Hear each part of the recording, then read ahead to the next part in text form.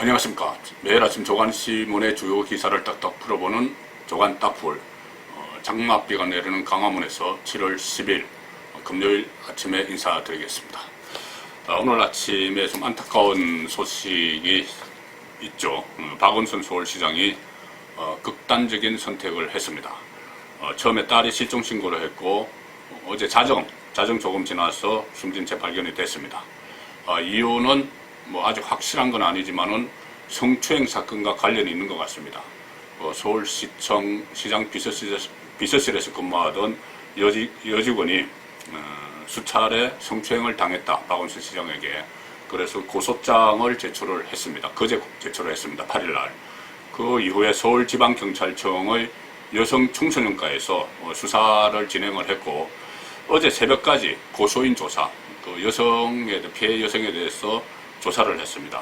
그리고 아마 박 시장이 그 소식을 들었겠죠. 그리고 몇 시간 후에 극단적인 선택을 한 걸로 그렇게 추정이 되고 있습니다.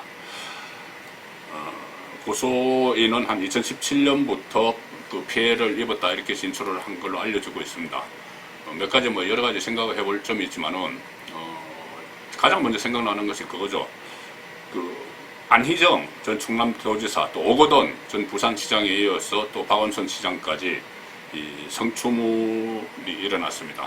한 사람은 구속돼 있고, 안희정은 구속돼 있고, 오거돈은 지금 불구속 상태에서 수사를 받고 있고, 박원순 시장은 극단적인 선택을 했습니다. 아마 이것이 지방자치단체장이 인사권을 쥐고 있기 때문에, 인사권을 쥐고 있고 여러 가지 직원들에 대한 어떤 권력이 상당히 크기 때문에 이런 일이 일어나지 않는가 싶기도 합니다. 자, 여러 면에서 생각해 볼 점이 있지만 아무래도 좀 이런 감은 있어도 정치적인 파장을 또 짚어보지 않을 수도 없습니다. 그래서 제가 정치적인 파장을 한번 짚어보겠는데, 그 전에 오늘 아침 받아보신 조간신문에서 박원순 시장 관련 기사가 어떻게 나는지 궁금합니다. 그 가정이나 회사에서 받아본 조간 기사 중에서 아마 박원순 실종 이렇게 난 기사도 있을 겁니다. 또 박원순 시장 숨진 채 발견 이렇게 난 기사도 있을 겁니다. 하나는 실종 상태, 하나는 숨진 채 발견됐다. 지역에 따라서 좀 다릅니다. 왜 그러냐면은 조간신문을 여러 판을 찍죠. 보통 오후 한 7시부터 찍기 시작해서 계속 몇 번 판을 바꿔가면서 판갈이라고 합니다. 그 판을 바꿔가면서 계속 찍습니다. 그래서 가장 먼저 찍은 신문은 그 인쇄소에서 가장 멀리 있는 지역에 먼저 보냅니다. 가장 멀리 있는 지역에 보내고, 그 다음 찍은 것은 그 밑에 이렇게 와서 마지막에 찍은 것은 그 인쇄 공장이 있는 그 부근에 이렇게 배포가 되는 것이죠. 가령 영남일보 같은 경우는 대구와 경북이 배포 지역인데, 제일 처음에 찍은 신문은 경북의 제일 끝에 있는 울진으로 보냅니다. 울진으로 보내고, 울진 인근에 보내고, 그 다음부터 쭉쭉 내려와서 마지막은 대구 도심에 이렇게 가게 되는 것이죠.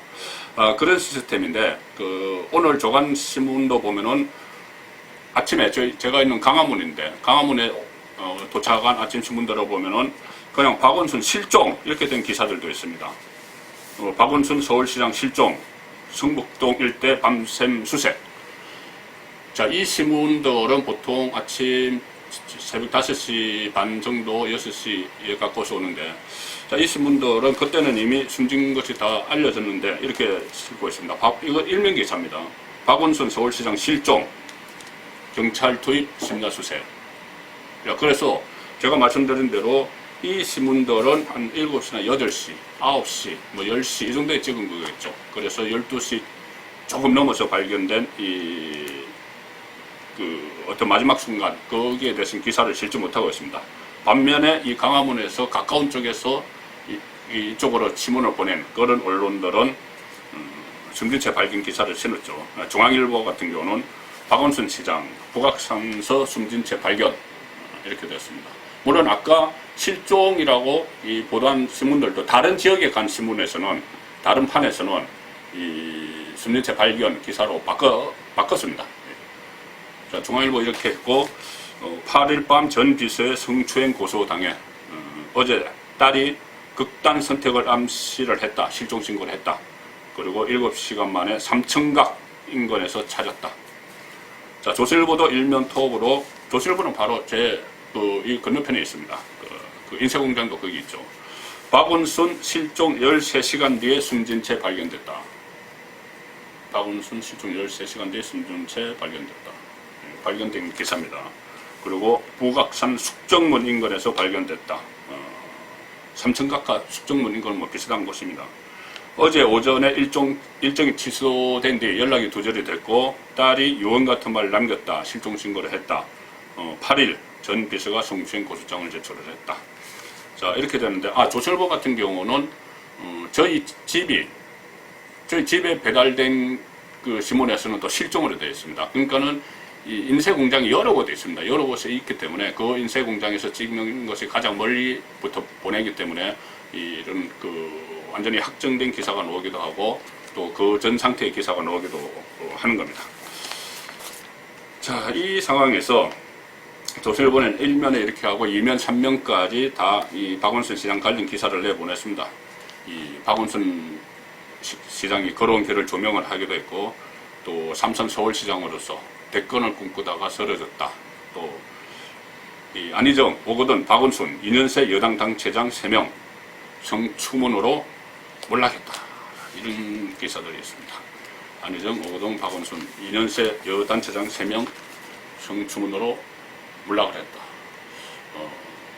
민주당 소속이죠. 민주당 소속 3명이 그런 아주 안 좋은 그런 결과가 나왔습니다. 자, 그런데 아무래도 조금 이런 감은 있지만은 이것이 정치권에 미치는 파장, 영향, 이것을 짚어보지 않을 수 없죠. 그래서 몇몇 언론에서 그것을 짚고 조선일보도 여 대선 구도에도 큰 변수, 민주당 있을 수 없는 비상사태 이렇게 이야기했다고 3면 아래쪽에서 보도를 하고 있습니다. 여당이 상당히 충격을 받았다는 것이죠. 오거돈에 이어서 박원순까지, 그 전에 아니죠. 자, 그래서 여러 가지 정치적인 파장을 분석을 했는데 1,000만 시민의 시정을 책임지고 있는 여당 대선 주자가 이런 극단적 선택을 한 것은 상상도 할 수 없는 일이다. 이런 반응이 청와대와 여당에서 나오고 있다고 합니다. 여론 악화로 인해서 여권 전체가 타격을 받을 수도 있다. 이런 분석도 있고 여권의 국정 운영 능력에 대한 의구심을 가질 수도 있다. 그렇죠. 그런 측면도 있을 겁니다. 부산시장, 제2의 도시 부산시장, 제1의 도시 서울시장. 자, 이런 연이어서 이렇게 중도에서 시정을 그만두게 되는 이런 아주 안타까운 일이 벌어지고 있습니다. 특히 박원순 시장은 여권의 차기 대권 주자로 분류가 되죠. 꾸준히 여론조사에서 들어가고 있습니다. 그래서 지금 보면 박원순 시장이 이렇게 되니 그 여권 주자가 또 좀 씨가 말라간다. 뭐 이런 분석까지 나오고 있습니다.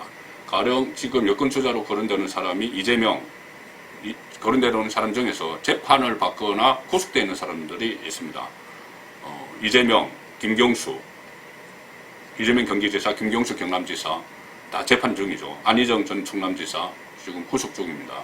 조국 전 법무부 장관도 뭐 대권 주자인데 현재 재판을 받고 있는 그런 상태죠. 그리고 수사도 아직 남아 있습니다. 그런데 이 상황에서 박원순 시장마저 극단적인 선택을 하게 되니까 대선에 악영향을 줄 수 있다. 야당이 대선 주자 부족 사태에 빠지는 거 아니냐. 그런 우려가 나온다. 이렇게 조선일보가 분석을 하고 있습니다.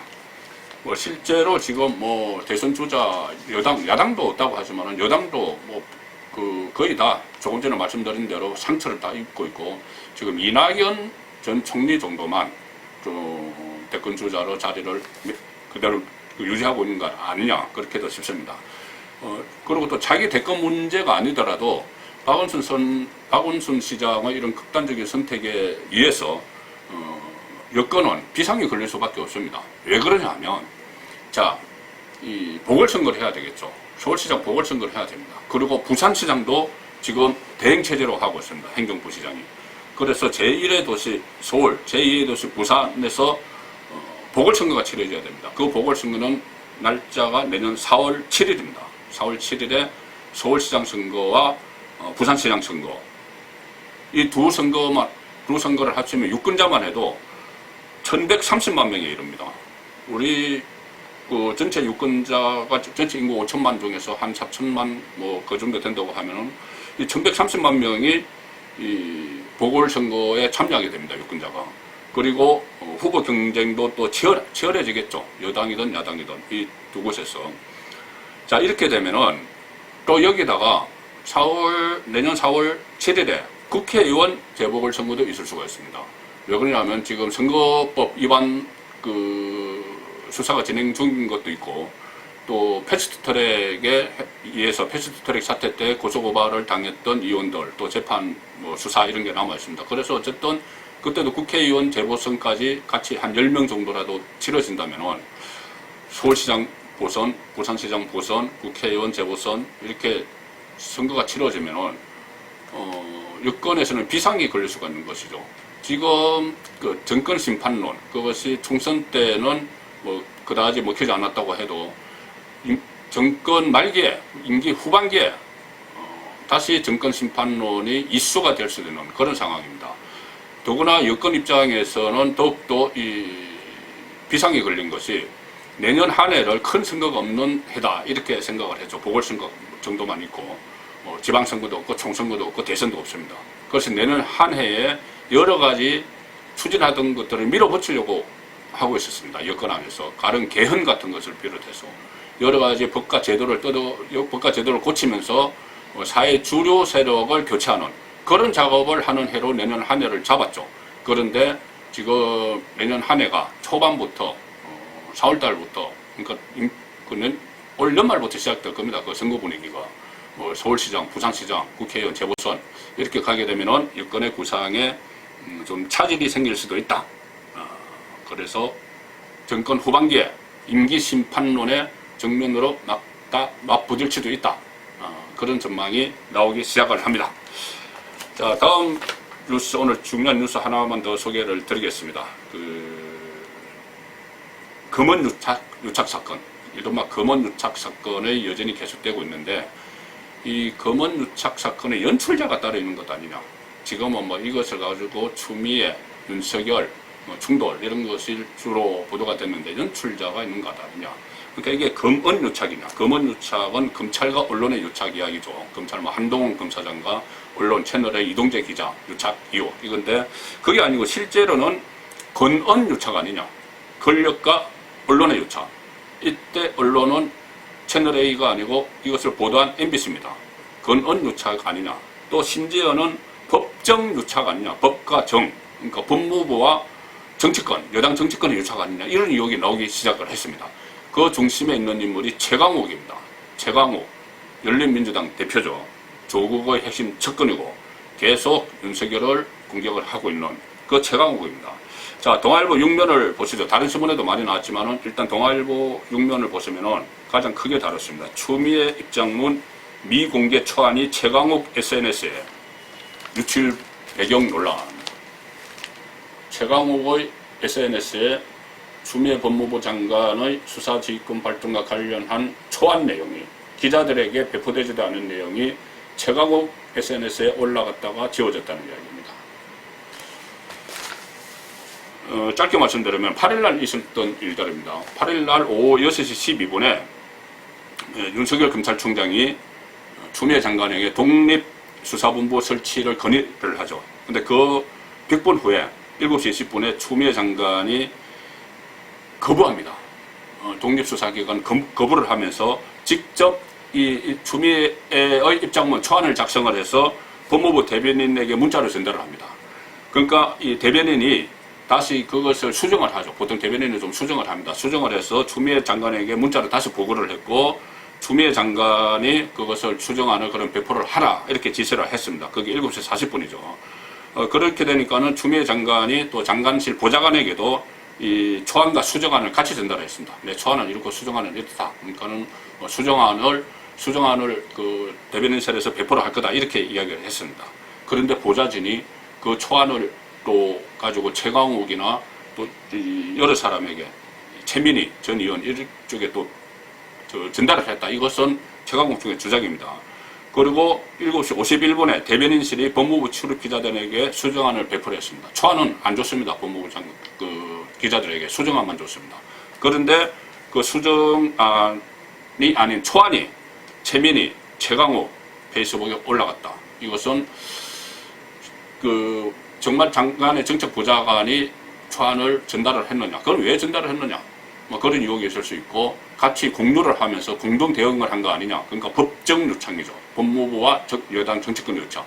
그런 것일 수도 있고, 아니면 처음부터 최강욱이 이것을 다 주도한 거 아니냐. 이런 의문이 가능합니다. 최강욱은 그 전에 지금 허위사실 유포죄, 검언유착과 관련해서 허위사실 유포죄로 고발이 되어 있죠. 이동재, 채널의 이동재 기자가 이철 쪽에 유시민과 관련한 내용을 폭로를 하라. 사실이 아니라도 좋다. 이런 식으로 이야기를 했다. 근데 그 내용은 사실이, 그런 이야기를 한 적이 없죠. 이 기자가, 이 전 기자입니다. 그래서 허위사실 유포죄로 고발이 되는 그런 최강욱이 이것을 기획하고 연출한 것 아니냐. 그런 의혹이 나오는 겁니다. 그래서 동아일보 다시 보시면은, 이 옆에 작은 제목을 보시면 그 정황들이 나와 있습니다. 이 최강욱이 이 법무부 알림이란 이 제목으로 된 그 초안에, 법무부 알림 이 초안에 수명자는 따를 의무가 있다. 이런 페북글이 들어가 있습니다. 이것이 이제 추미애가 대변인설에 준 초안이고, 그 초안을 이쪽에 언론에 가기 전에 언론은 가지도 않았는데 최강욱한테 간 거죠. 근데 수명자, 명을 받은 자, 그러니까 결국 윤석열을 여기서는 이야기하는데, 수명자라는 표현이 초안에 쓰인 군 용어입니다. 군사 용어입니다. 수명자. 그래서 수명자라는 이 표현이 이 법무부 알림에 들어갔다. 그 최강욱이 공개를 한. 그렇다면은 이 수명자라는 표현을 추미애가 썼을까? 추미애는 여성 판사 출신이죠. 그럼 대변인실에서 썼을까? 자, 거기서 중요한 단서가 나오는 것이 최강욱이 군 법무관 출신입니다.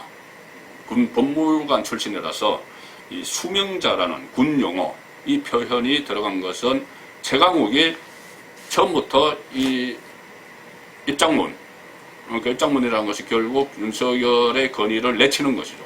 그런 사안에 그 최강욱이 개입한 거 아니냐, 아니면 주도한 거 아니냐, 그런 의혹이 나오는데, 일단 법무부에서는 장관과 대변인실의 소통 오르다, 그 정도만 해명을 하고 있습니다. 만약에 그렇다면은, 이것이 최강욱이 주도한 게 사실이라면은, 이것은 연출자가, 검언유착 사건의 연출자가 최강욱이고, 검언유착 사건이 아니고 권언유착, 법정유착 이렇게 되어버리는 것이죠.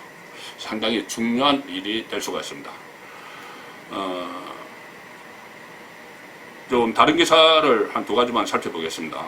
김부경 당대표 출마 공식 선언 하면서 대선 때 영남 300만 표 책임지겠다 이런 것이 있고, 윤석열 장관이 법무부 장관의, 추미애 법무부 장관의 지위를 수용을 했다. 그것을 제가 어제 윤석열이 결국 버티지 못하고 이렇게 뭐 2보 전진을 위한 일부 후퇴냐, 아니면 정말 버티지 못하고 식물총장을 감수하겠다는 것이냐, 이런 말씀을 들었는데, 오늘 아침 조간신문들을 보면 윤석열 장관 지위 수용을 놓고 파장이 일고 있는데, 대부분의 내용이 방패막이를 할 사람이 굽히다니, 검찰총장이 법무부의, 그러니까 정치 권력의 이 외압에 대해서 검찰총장이 방패막이가 돼야 되는데 굽혀버렸다. 그래서 실망을 했다. 검사들 자괴감을 느꼈다. 윤석열 총장의 이해 못할 행동에 실망했다. 자, 그렇게 하고 있는데, 대검에서는 윤석열 총장이 사퇴는 하지 않을 것이다. 그런 이야기를 하고 있습니다. 오늘 중앙일보 오피니언면에 보면은 김종인 비대위원장 인터뷰 기사가 하나 실렸습니다. 마지막으로 전해드리겠습니다. 윤석열 퇴임 뒤에도 지지율 오르면 대권 조작 가능성 있다. 김종인이 또 그렇게 이야기했습니다. 윤석열 퇴임 뒤에도 지지율 오르면 대권 조작 가능성이 있다. 좀 모호한 이야기죠. 본인이 이 대권 조작, 저 대권 조작 계속 품평하고 이야기를 하고 있는데, 이 인터뷰에서도 윤석열도 가능성을 또 열어뒀습니다. 그전에는 뭐 이미 없다고 또 이렇게 했는데, 그리고 또 윤석열 부친과 가끔 만난다 이런 이야기도 했네요. 친분은 별로 없지만. 김동연 전 경제부총리는 생각을 모르지만 동향을 안다 이렇게 이야기했고, 안철수 원하면 통합당 올 수 있다. 자, 이런 이야기들을 김종인 비대위원장이 또 쏟아냈습니다. 7월 10일 금요일에 보내드린 조간 딱풀이었습니다.